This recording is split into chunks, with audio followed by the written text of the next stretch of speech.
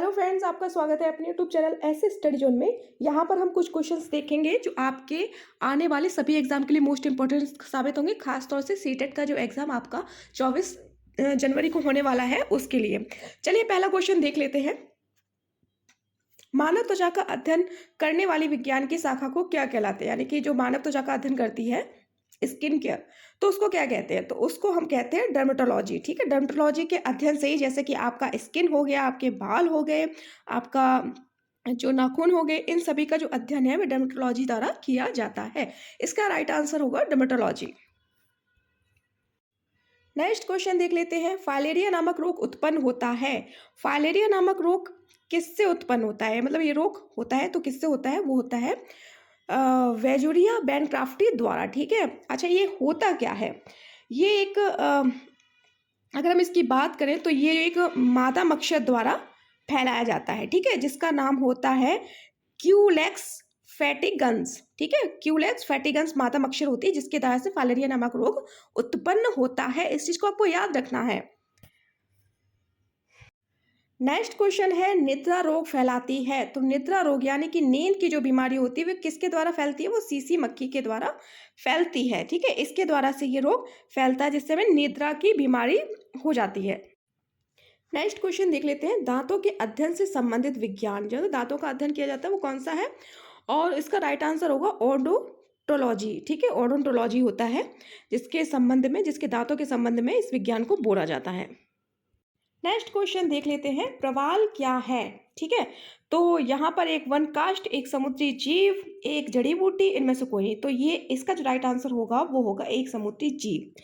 अच्छा, ये क्या होता है? प्रवाल एक समुद्री जीव होता है जो समुद्र के भीतर क्या होता है कि ये दीवार नुमा एक संरचना बनाता है और ये कैल्शियम कार्बोनेट से बनी होती है। ठीक है, ये कठोर होती है और ये कैल्शियम कार्बोनेट से बनी होती है। तो ये एक समुद्री जीव के द्वारा बनाई जाती है प्रवाल, जिसे हम मूंगे की चट्टाने भी कहते हैं। नेक्स्ट क्वेश्चन देख लेते हैं। पनीर उदाहरण है। तो पनीर किसका उदाहरण है? तो इसका राइट आंसर होगा वो होगा जेल का। ये जेल का उदाहरण है पनीर। नेक्स्ट क्वेश्चन देख लेते हैं।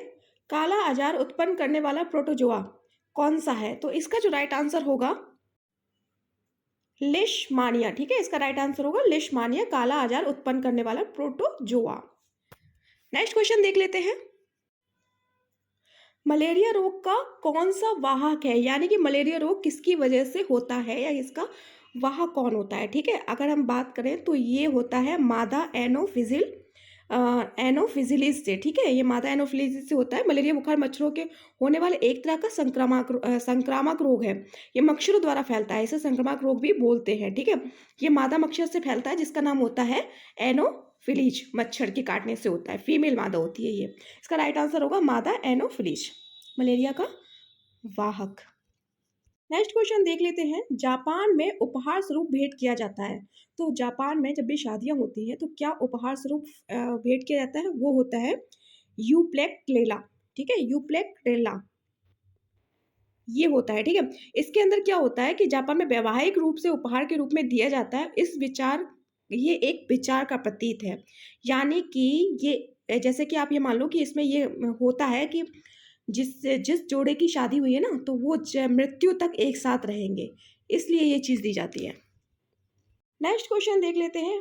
वंशागति के नियमों का अध्ययन किसके द्वारा किया जाता है? वंशागति, वो इसका राइट आंसर होगा अनुवांशिकी। ठीक है, अनुवांशिकी यानी कि जेनेटिक, ये जीव विज्ञान की शाखा है अनुवांशिक। ठीक है, और इसके जो अध्ययन करता थे वो ग्रेगर जॉन मेंडल की थी। ठीक है, ग्रेगर जॉन मेंडल थे। इसमें क्या होता है कि इसमें जो अंतर्गत है अनुवांशिक जीवों की विभिन्नताओं का अध्ययन किया जाता है अनुवांशिकी में। नेक्स्ट क्वेश्चन देख लेते हैं। मछलियों के संबंधी अध्ययन क्या कहलाता है? जो मछलियों का अध्ययन किया जाता है वो क्या कहता है? वो इचिथोलॉजी कहलाता है। ठीक है, इक्थियोलॉजी कहलाता है। और अगर प्राकृतिक वातावरण मिट्टी के अध्ययन को कहें तो उसे पॉडोलॉजी कहते हैं। अगर मिट्टी के अध्ययन की बात करें तो उसे पॉडोलॉजी कहते हैं। ठीक है, और अगर ऑफिसोलॉजी सांपों का अध्ययन बताए तो सांपों का अध्ययन होता है एफियोलॉजी, सांपों का अध्ययन। तो बहुत सारी चीजें हैं जो आपकी क्लियर हो रही है। पेड़ों के अध्ययन को हम कहते हैं डेंड्रोलॉजी। पेड़ों के अध्ययन को क्या कहते हैं? डेंड्रोलॉजी। ठीक है, याद रखना है आपको। सांपों के अध्ययन को कहते हैं एफिसियोलॉजी, पेड़ों के अध्ययन को कहते हैं डेंड्रोलॉजी और मिट्टी के अध्ययन को कहते हैं पेडोलॉजी। पौधों के आंतरिक संरचना का अध्ययन कहलाता है, क्या कहलाता है? ये कहलाता है शारीरिकी। ठीक है, पौधों के आंतरिक संरचना का अध्ययन।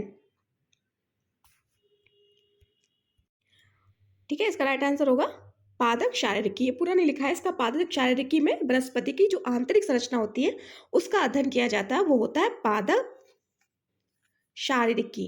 ठीक है, पादक शारीरिकी।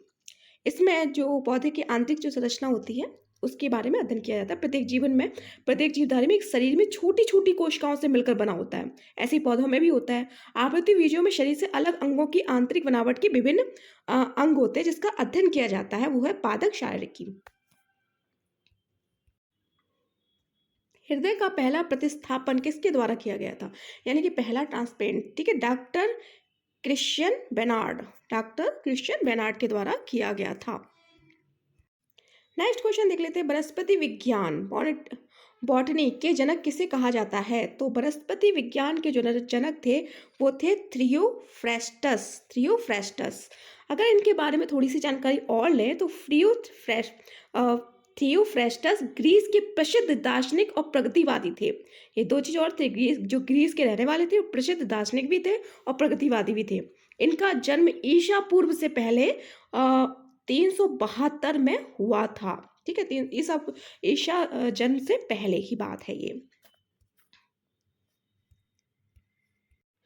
अगर हम इनकी बात करें तो उन्होंने 2 निबंध लिखे थे वनस्पति शास्त्र पर। एक था पहला वनस्पति का इतिहास, ठीक है, 2 निबंध लिखे थे, और दूसरा था पौधों का प्रवर्तक। ठीक है, 2 निबंध लिखे थे, पहला था वनस्पति का इतिहास और दूसरा था पौधों का प्रवर्तक। ये आपको याद रहेगा, वनस्पति के विज्ञान के जनक थे थियोफ्रेस्टस। ठीक है, नेक्स्ट क्वेश्चन है, मलेरिया बुखार पैदा करने वाला प्रोटोजोआ कौन सा होता है?